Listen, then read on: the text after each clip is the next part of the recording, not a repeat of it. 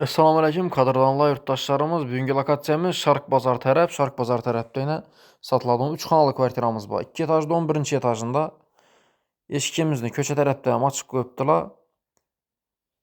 Bismillahirrahmanirrahim də bazarımız başlayımız. Məktəbdən, bağçadan muamma yox bir də.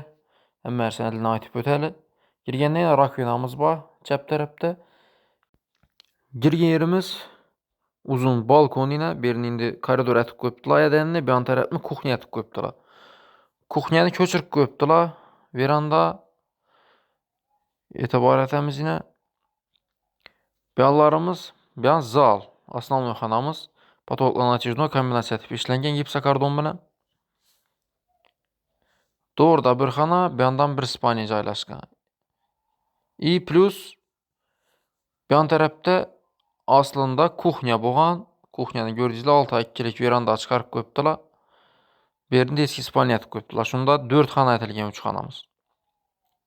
Bəyəndə основной spalniyamız yenə patologla natijno devalarımız xap öyrətilgən.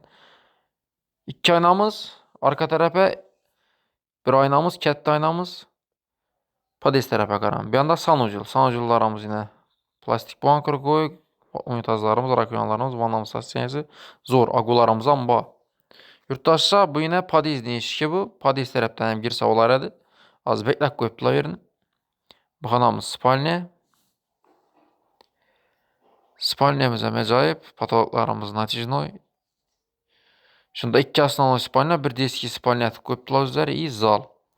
Yurttaşlar 4 xana ətilgən 3 xanamız. Mestası zor. Məktəb bağçadan muamma yox. Dokumentləri 100% taq. Baxasam zor baxamın. Baxa cay tapmışlar. 330 milyon son.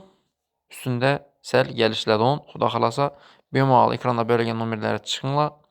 Koldan geçə düşündürəmiz. Ek gəp durub, görüşdürüb, egəsi bilən gəpləşdirəmiz xuda xalasa. Like, podpiskədən kütük qalamız. Podpiskə basınlar yurttaşlar. Öz ərzəyimi yaxşı. Çıxarğan videolarımız sizlərdən birinçilərdən bop durub baradı. Sağ olunlar, salamat olunlar, baxlı olunlar.